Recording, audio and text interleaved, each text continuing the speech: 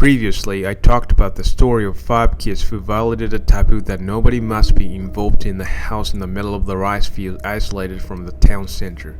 In this episode, I just want to review the truth of this house.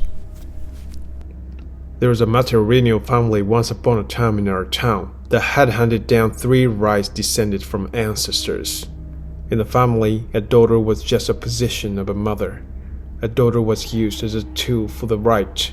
In the family, a mother gave birth to 2 to 3 daughters, and she selected one of them to use as a tool for the right. There was a case that ascent was born in this family, but I haven't heard about this case. A mother gave 2 names to a selecting daughter. One was the only name that a mother knew, and it was conceived forever without being noticed by anyone. Just in case someone may notice the real name of a daughter, the different way of reading from the original one was used to daughter's name. So even if someone noticed the word of daughter's name, they wouldn't get to know how to read it, but only mother knows how to read it. Even if it was just 2 of them, a mother and her daughter in the house, a mother didn't call her daughter with her real concealed name. The other name is the only one that emphasized that her daughter was her possession.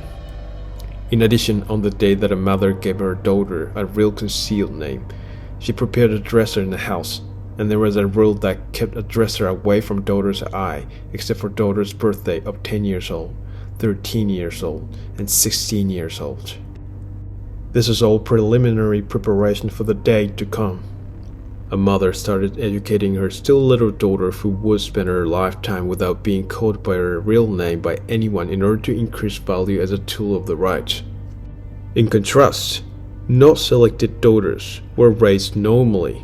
A part of the educations that a mother provided to her daughter to prepare for the rites were the following: made her daughter slaughter cats and dogs and disassemble faces of them. Made her daughter treat a tail of an animal as an alive creature that was dismembered from animal's body. A mother brainwashed her daughter that this tail was an alive creature, taught her daughter sorcery with cat ears and whiskers, and made her kill a mouse with sorcery. Made her daughter disassemble a spider into small pieces and put it back into shape by lining up 100 pieces of spider's body. Put her daughter's or others' excrement into daughter's meal. This is only a part of disgusting educations for the rights that a mother provided to her daughter. It is too disgusting for me to tell you whole things about this education here. I feel really sick of knowing even a part of her education to her daughter. 30% of educations that a mother provided her daughter was related to slaughter and abuse of animals and insects, especially cats. However, there was a reason for that. In this family lineage, a man was just like a stallion to give a birth to girl children, and at the time a woman gave a birth to a certain number of girls, a woman was forced to break off the relationship with a man. Male ancestors related to this family lineage was made to promise to keep secret of sorcery and ritual things as a strict requirement to have a sexual relationship with a woman from this house. But there were some men who tried to find the truth of sorcery and the rites handed down within this family lineage from generation to generation. As one of the countermeasures against the secret leak, the head of this family had given evil spirits to a man who tried to find and reveal the truth of the secret of this house through sorcery as warning ceased a certain generation. Thereby, deep grudge of cats and other animals slaughtered by this family members possessed a man who broke the promise, and calamities happened to men and their families. This matrilineal family placed strict conditions with a penalty that gave grudges of animals to men if they broke the promise in order to keep outsiders from knowing the circumstance of this house. For that reason, this family made a selected daughter slaughter and abuse animals on a daily basis as one of the educations to take advantage of deep grudge of slaughtered animals for sorcery, for the purpose of giving a spiritual penalty to men who broke the promise and tried to investigate the secret of this house. Crazy education that imbued a selected girl with a distorted sense of value, a distorted way of thinking, a distorted common sense, a distorted preference have been provided to a girl by her mother for 13 years to make a girl fulfill the role as a tool of the right. During this period, 2 rites out of 3 are held. When a girl was only 10 years old, her mother took her to a dresser and told her to offer her fingernails as a sacrifice. This is the first rite. A girl got to know the existence of a dresser for the first time. How many fingernails a girl was told to offer depended on the mother. Of course, the meaning of offering fingernails here is tearing off fingernails from her fingers of her hands and feet by herself and offer it as a sacrifice to a dresser. If a girl tore off fingernails from her finger and gave it to her mother, she put her fingernails in a piece of paper with her real concealed name on it together in the top drawer out of 3 of a dresser. And a girl was forced to spend a whole day in front of a dresser on the day of the first rite. The second rite was to offer girls' teeth to a dresser as a sacrifice. When a girl became 13 years old, she was ordered to offer her teeth by her mother in front of a dresser. Same as fingernails, how many teeth a girl was told to offer depended on the mother. A girl put out her teeth for herself and gave it to her mother. Mother put her daughter's teeth and a piece of paper with her daughter's real concealed name on it together in the middle drawer.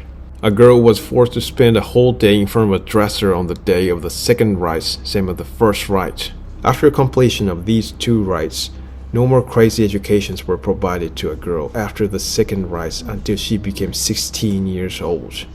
All of a sudden, a girl is given freedom by her mother with no explanation, which means all of the preparation for the main rites is in order until a girl becomes 13 years old. By this time, a girl becomes an alive puppet of her mother. This girl's ego slightly left in her heart enabled her to pull herself back together, and she could behave like a normal kid for a brief period until the main rite. 3 years later, when a girl became 16 years old, the last rite was held. The last rite was the mother ate her daughter's hair in front of a dresser. Precisely, a mother ingested her daughter's hair into her stomach. A mother shaved up her daughter's head to see her daughter's whole hair and put them into her mouth, and immersed herself in swallowing her daughter's hair while staring at the dresser. A girl was just looking at what her mother was doing.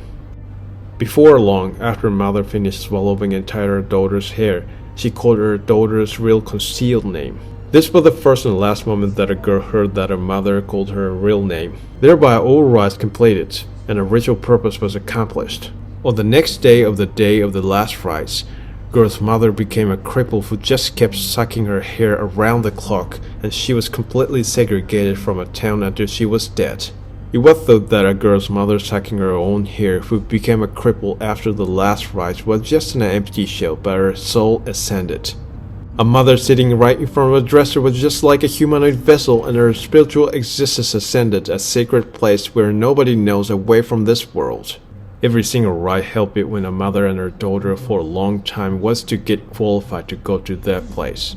And the last rite was the test to be judged if a mother could go to that place or not.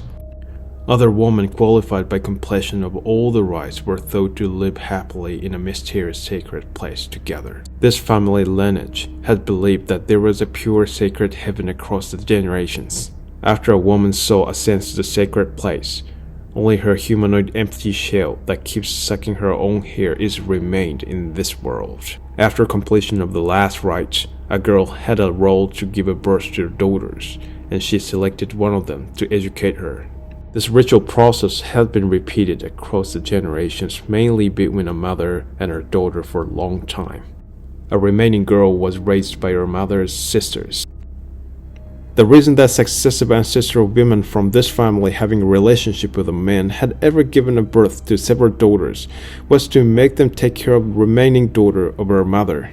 After mother was dead, a remaining girl was brought up by her mother's sisters who had been raised normally. After a girl was released from her mother, by the time her hair grew long enough to go back to the original hairstyle before the final rite, she found a new man as a stallion to give a birth to daughters.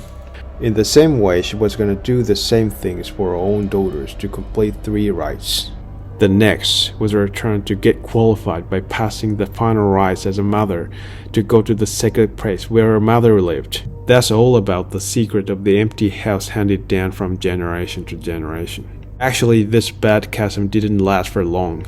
People in the family started having questions about this bad custom gradually as the generations passed by. The majority of people in the house had a strong feeling of wrongness against the custom after all. Mother-daughter relationship in this family was reviewed, and they tried to find a way to become the normal parent-child relationship, which was how it should be normally. While this normal parent-child stance took root in this family, this bad custom was gradually abolished, and 3 rites became taboo, which nobody must practice before long. However, this family decided to keep the customs of sending a dresser to a daughter and giving a daughter a real concealed name. They decided to inherit a concealed name given to a selected girl as a proof of a mother of the house, and sending a dresser to a daughter as one of the celebrations. Little by little, step by step, family members started having a good relationship with the neighbors. Some were married to residents in the town. After a while, a woman from this house was married to a man living in this town. Her name was Yachio. She was a selected girl, and she had a concealed name given by her mother, who was born after the bad custom had been abolished. She got on good with people in the town, and walked through a peaceful life. She finally found a man of destiny, and got married to him after dating for a couple of years. She knew a little about the craziness of her house lineage, because her mother told her about the custom of this family lineage. She wasn't interested in what had happened before in the house that had been inherited since old times. A few years later, she gave birth to a girl, and she named her Kiko. As she was told by her mother, she gave her daughter a concealed name, and prepared a dresser for her daughter, which was the same as the one that her mother bought her when she was born. She thought peaceful and happy days would last forever, but something bad happened to them when Kiko became 10 years old. One day, Yachio went to her parents, and Kiko and her husband were left in the house.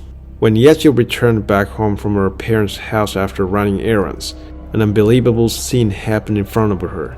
Kiko was dead in the middle of a living room, and her fingernails were torn off from her fingers, and her teeth was pulled out by someone. When she took a look around the house, she found a piece of paper with Kiko's concealed name on it on the floor, and also her fingernails and her teeth scattered around the floor. There wasn't her husband there. She didn't understand what was going on there. She just clung to Kiko's body in tears. Neighbors noticed something strange and ran up to this house, but Yachio was just clinging to Kiko's body in tears. Neighbors couldn't swallow this circumstance. Some of them let her parents know this happening at any rate, and others went out and looked for her husband. At this time, they left her home alone. In the evening of the day, Yachio committed suicide beside her daughter Kiko. Yachio's parents heard about this happening from neighbors, but they seemed calm. It's easy to imagine what's going on here. I'm sure he tries to practice the rites that he heard from Yachio. We didn't tell her details about the rites, but what she knew about the rites should be only fragmentary information about this. I'm sure he has been waiting for the chance of the rites until Kiko became 10 years old, her father said, and her parents and neighbors went to Yachio's house. Getting into Yachio's house, Yachio was dead beside her daughter. Neighbors were stunned with this scene. Yachio's parents seemed so calm, and they said, "Don't enter this house until we get out of here." And they didn't come out for a while. A few hours later, Yachio's parents came out of the house and said to neighbors, "We hold a memorial service for my daughter and granddaughter. You will see what her husband is going on soon, and let him go home forcefully." Yachio's husband went missing for a couple days. After a little while, he was found dead in front of Yachio's house. Weirdly, a huge amount of woman's hair was found from his mouth. People asked Yachio's parents what was going on here. If someone goes into Yachio's house, they will follow the same fate with their husband. We just put a curse on this house. You know, they are the new generation that released from the bad custom inherited by our family. I'm sorry to bring this situation, but I beg you to let him rest in peace. They explained, and asked people to keep this house remained in this place. After that, Yachio's house was determined to be kept remained in the name of memorial service for Yachio and her daughter. Nobody knew what was inside the house, but everyone kept the promise with Yachio's parents, and nobody tries to sneak into the house to see inside the house. So this house has been kept remained for a long time for memorial service, especially for Yachio and her daughter Kiko. This is the secret of the house that we broke into. In the house, Yachio's dresser was placed in the first floor and Kiko's dresser is placed in the second floor.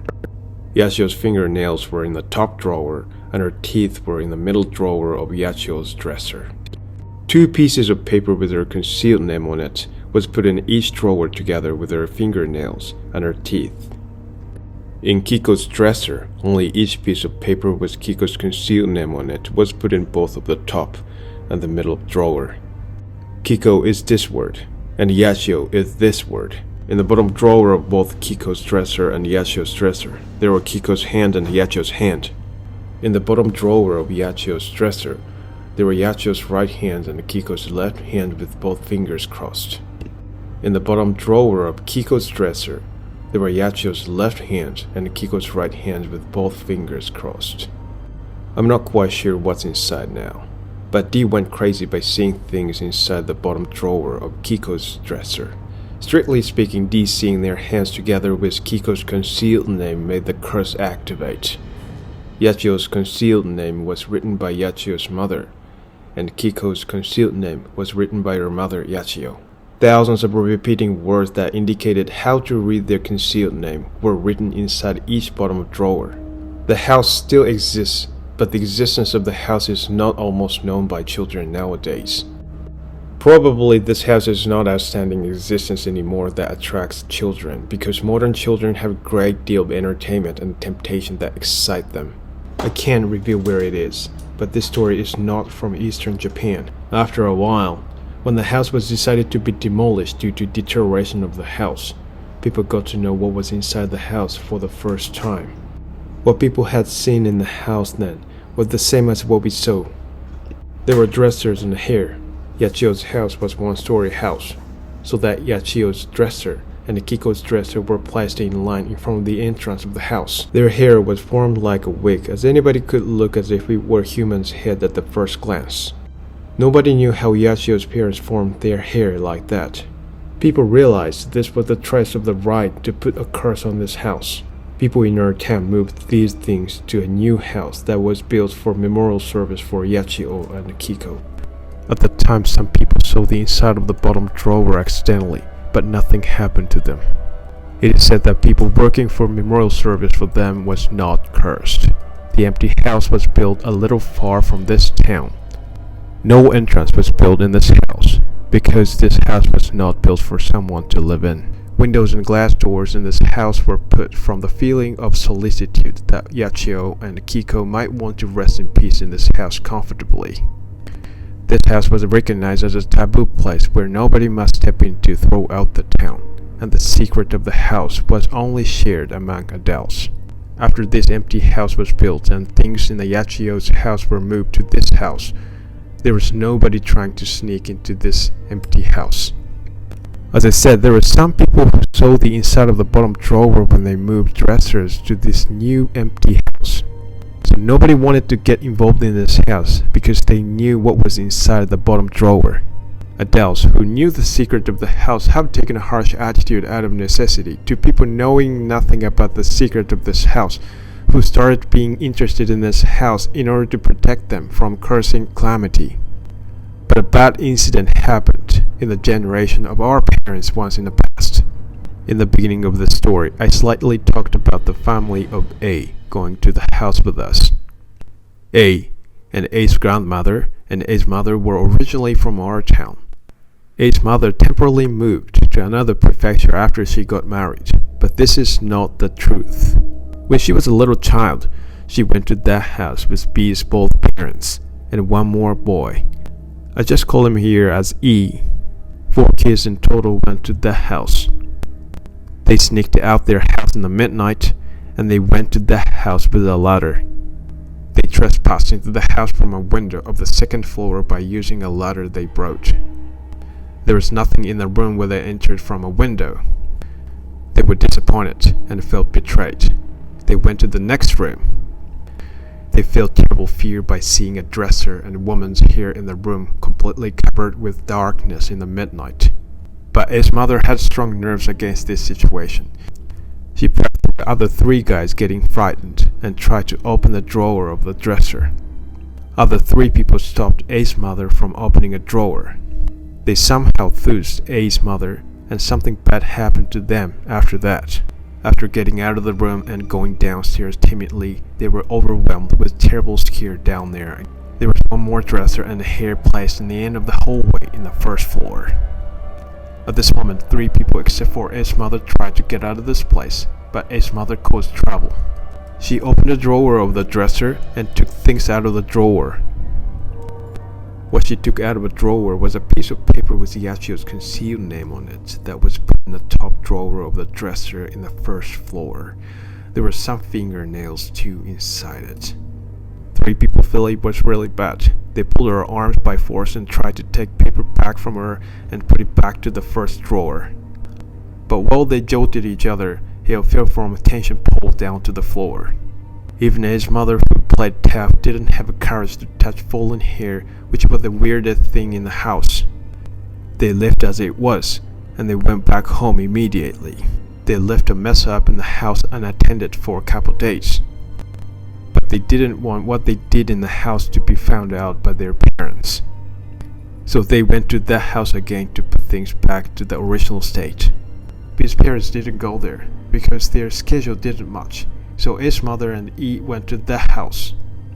One day they sneaked out of the house in the midnight and went to that house with a ladder. They sneaked into the house from a window of the second floor with a ladder that they brought from their house. They went downstairs and picked up hair on the floor by a chopstick they brought and put it back to the top of a tension pole. He urged A mother to get out of this place immediately, but she pulled the middle drawer all of a sudden to try to frighten E for kicks. There was a piece of paper with the concealed name of Yachio on it, and some teeth in there. E got upset and he was about to cry out because of unimaginable fear. A's mother was so amused at watching E frightened by the things inside of the drawer. She got too carried away. She pulled the bottom drawer in a state that only E could see what was inside. E saw things inside the bottom drawer for seconds. In a moment that A's mother tried to peep into the bottom drawer, he strongly closed the bottom drawer and he spaced out without moving. A thought that E was just fooling around, but she felt weird atmosphere there. She became scary and she left him the house and went back home alone. As soon as she arrived at her house, she told this happening to her mother. Her mother turned pale in the blink of eyes, and all hell broke loose. Her mother called E's parents, and they headed to the house. After several minutes when she was waiting in her house, she took a look at E held in his parents' arms. She could see E's mouth was puffed out, and realized something was out of the corner of his mouth. That was hair. She and B's parents were called out by adults, and talked about this together. But E's parents said nothing about this happening to three of them. E's parents were glaring at her with deep resentment beyond description. I was told what was going on with E and his family after that. His parents visited E's mother's house every day for about 1 month until E and his family moved to another prefecture. E's mother was under a lot of emotional pressure with this incident. E's grandmother was unable to stand by her situation. She decided to send her to her relative's house. The reason that E's mother came back to our town was that she wanted to atone for what she did to E.